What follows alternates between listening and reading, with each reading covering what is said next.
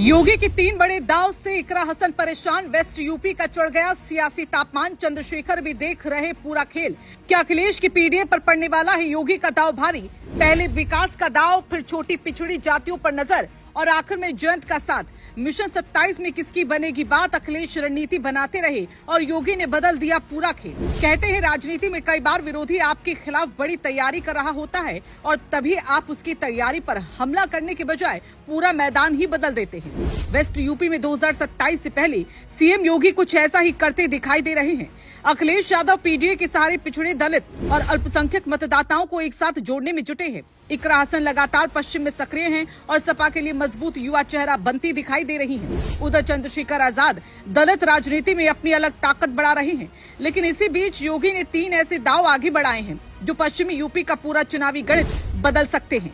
पहला विकास, दूसरा गैर यादव पिछड़ी और छोटी जातियों को जोड़ने की कोशिश और तीसरा जयंत चौधरी का साथ। अब सवाल है कि क्या अखिलेश अपना पीडीए मजबूत करते रह गए और योगी ने उसी के अंदर से अलग अलग वोट समूहों को साधने का खेल शुरू कर दिया? क्या इकरा हसन की मजबूत पकड़ के सामने सबसे बड़ी चुनौती खड़ी हो गई है? और क्या चंद्रशेखर की बढ़ती ताकत भी आखिर में बीजेपी के लिए फायदे का रास्ता बना सकती है? चलिए जानते हैं। दरअसल वेस्ट यूपी की 110 से ज्यादा विधानसभा सीटों का गणित किसी भी पार्टी के लिए बेहद महत्वपूर्ण माना जाता है।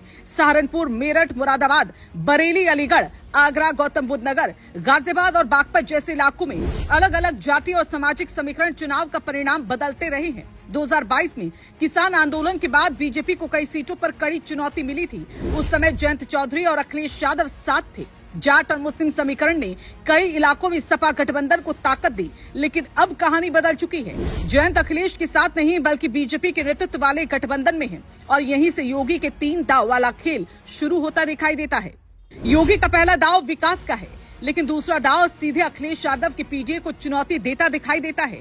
सपा पीडीए के बड़े गठजोड़ की बात कर रही है। जवाब में बीजेपी की नजर सैनी, कश्यप, गुर्जर, लोध और दूसरी गैर यादव पिछड़ी जातियों पर है। और तीसरा दाव जयंत चौधरी का साथ है, क्योंकि 2022 में जयंत अखिलेश के साथ थे और पश्चिम में जाट मुस्लिम समीकरण की खूब चर्चा हुई। लेकिन 2027 की लड़ाई से पहले रालोद बीजेपी के नेतृत्व वाले गठबंधन में है। अगर जयंत जाट मतदाताओं को गठबंधन के साथ मजबूती से बनाए रखते हैं और बीजेपी गैर यादव पिछड़ों को जोड़ लेती है तो कई सीटों पर सपा के लिए चुनौती बढ़ सकती है।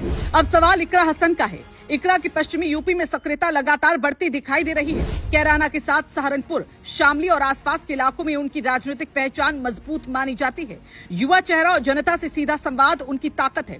सपा अगर इकरा को पश्चिम में बड़ी जिम्मेदारी देती है तो मुस्लिम और युवा मतदाताओं तक अखिलेश का संदेश पहुंचाने में वो बड़ी भूमिका निभा सकती है। लेकिन इकरा के सामने योगी का नया गणित चुनौती बन सकता है, क्योंकि बीजेपी सिर्फ मुस्लिम वोट के जवाब की रणनीति नहीं बना रही। उसकी नजर जाट, गुर्जर, सैनी, कश्यप और दूसरे पिछड़े समूहों पर है। अगर ये वोट बीजेपी और उसके सहयोगियों के साथ एकजुट होते हैं तो इकरा की मजबूत पकड़ वाली सीटों के आसपास भी सपा को ज्यादा मेहनत करनी पड़ सकती है। अब चंद्रशेखर आजाद की बात करें तो पश्चिमी यूपी में दलित वोट कई सीटों पर निर्णायक है। अखिलेश पीडीए के जरिए दलित मतदाताओं को जोड़ना चाहते हैं। मायावती अपना पुराना वोट आधार बचाने में जुटी है और चंद्रशेखर अपनी अलग दलित राजनीति मजबूत कर रहे हैं। अगर दलित मतदाता सपा, बसपा और चंद्रशेखर के बीच बंटते हैं तो बीजेपी को इसका फायदा मिल सकता है। बीजेपी को हर दलित वोट अपने खाते में लाने की जरूरत नहीं होगी। अगर विपक्ष का दलित वोट एक जगह जमा नहीं होता तो बीजेपी अपनी मजबूत वोट आधार और सहयोगियों के सहारे कई करीबी सीटों पर आगे निकल सकती है। यही वजह है कि चंद्रशेखर की बढ़ती ताकत सपा के लिए भी बड़ी चुनौती बन सकती है। अब देखना है कि 2027 में ये खेला बीजेपी को बढ़त देता है या पीडीए योगी के तीनों दाव का जवाब खोज लेता है। ये देखने वाली बात होगी।